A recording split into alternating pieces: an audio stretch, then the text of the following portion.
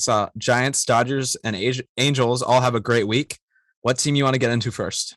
Let's start with your Dodgers. We can go in order of how we've got it on the dock right now. Dodgers went 6-0 this week, which is the best of these three teams. The starting pitching 0.56 ERA in these games. They were great. Andrew Heaney was fantastic yesterday, which is when we're recording this. It would have been on Sunday against the Reds. They outscored the Twins in a 2-game series 14-2, outscored the Reds 26-7. They've been getting contributions from the top of their lineup in Trey Turner, Freddie Freeman, and then also Gavin Lux, Chris Taylor, even Cody Bellinger are hitting the ball around the yard. So Dodgers looking scary like we expected them to. I see no reason to expect them to slow down. And with the pitching is the big part because people were questioning their starting pitching, but they've gotten great performances from Heaney, and then you've already got you have Urias and Buehler at the top. Yeah, so 6 games, they went through the rotation once, and Heaney pitched twice. And starting at the beginning, Heaney pitched great. I don't remember how many Ks, but he had close to double-digit Ks, if not double-digit, in the first game against the Twins where they win that game. That game was very long. It was rain delay. They ended up scoring a big inning right before the delay.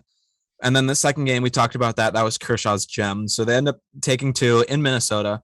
Then they go for their home debut. The bats come alive. They scored 9 runs in 2 of the 4 games, and the pitching was dominant again. Urias went 5, 1 hit. Buehler had a good start. Kershaw pitched well again. Kershaw pitched tonight. Kershaw didn't pitch again. Heaney pitched great, like we talked about. So, I mean, Dodgers pitching showed up. Offense showed up. Freddie went 4 for 5 on Sunday. And in the first game, Dodger Stadium was chanting his name, which was cool to see. And Bellinger's been hitting well. He's hitting like 280 on the season now. Gavin Lux has been hitting great. Trey Turner had a bomb in one of the games that put them ahead. So it's great to see pitching's doing well. Bullpen pitched well when they came in. And Dodgers, I'm doubling down. 2022 champs, give us the ring now. It's over. So yeah, Dodgers are tied for the best record in baseball. Tied with them, San Francisco Giants. They went 5-1 this week. They lost game 1 against the Padres, but ended up coming back, winning games 2 and 3. Game 2, they put up 13 runs, beat them 13-2. Did not take the pedal off the metal, which is has caused some interesting debates, which we can settle on once I kind of get through the recap. Game 3, Logan Webb pitched. One of the more dominant pitching performances of the year. This was right after Kershaw got pulled after 7 innings. I remember texting you when Webb completed 8 innings saying, well, at least one of our guys can get through the 8th.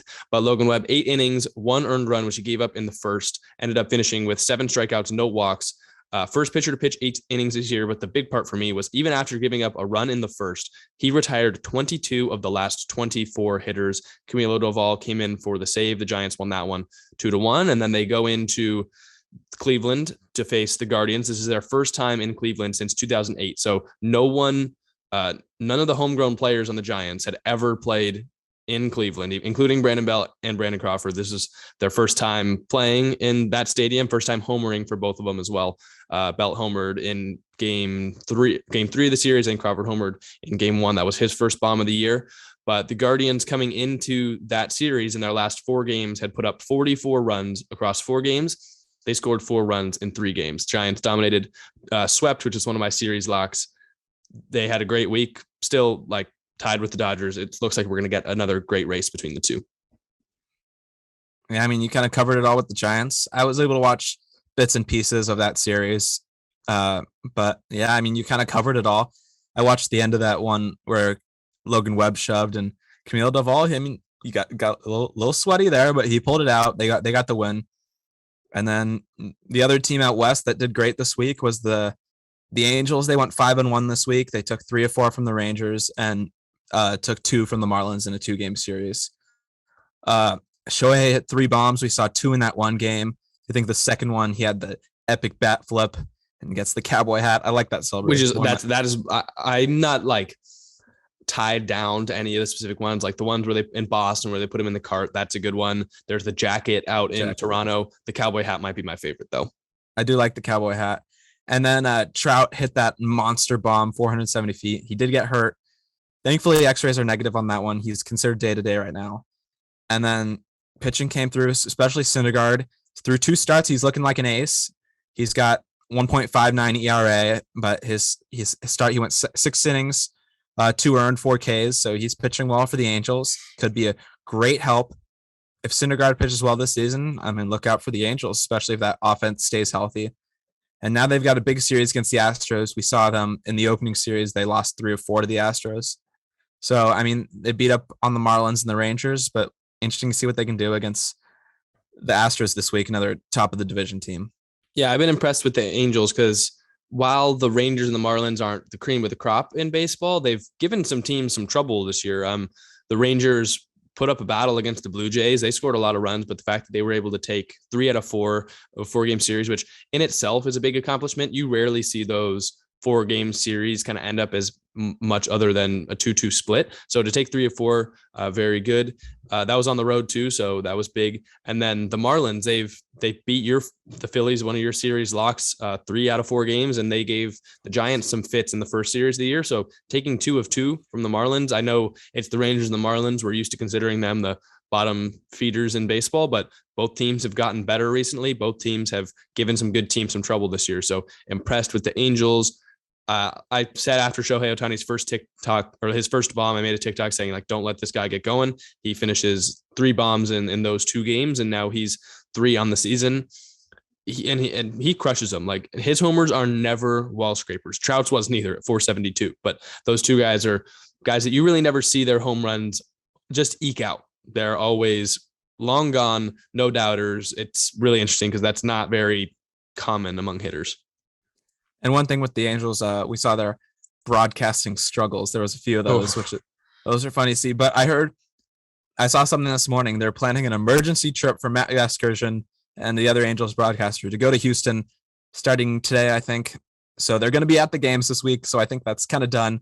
But we saw some funny moments with that as well. I don't know if we want to get into that. Yeah, I'd love to. It's really funny because when they're not actually in the stadium, there's just a whole ton of things that can go wrong. It started, Jared Walsh hits a home run that right off the bat, Matt Vasgersian says, and it goes foul.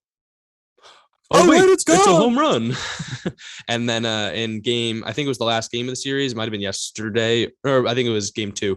I don't remember who was up, but there was a pitch coming from Verlander and the camera just stopped. Like it just froze. That was the Rangers series from Taylor Hearn. Oh yeah. The camera just froze and Vasgersian didn't really say anything. And then the camera unfreezes and the guy's already in the dugout and Vasgersian goes, and a strikeout ends the inning. It was just, they got to start going on the road. Yeah. Vasgersian, he goes, and Hearn with a really long pause and then it unfreezes and he struck out. Yeah. I mean, if he's pausing on you for that long, you got to call time. And he obviously wore him down with his like 20-second long pause. That was not the worst broadcasting miscue of the week, though. Did you see the Stanton one? Yes. Stanton with a drive. It is far. It is deep. It is gone. Oh, it's caught. He just says, but it's gone, but caught. Like that. You can't have both. It was interesting. And that Stanton's the one where like all the balls he hits look like homers. So I would understand. I'm not sure whether that broadcaster was there or not. Let's, for his sake, hope he was on the road and doesn't see that the ball's coming down into the glove. And it wasn't even like to the warning track. It was like kind of a routine fly ball, but Stanton always hits them where they look like towering moonshots to get out by 800 feet. And that was a radio call too, I believe.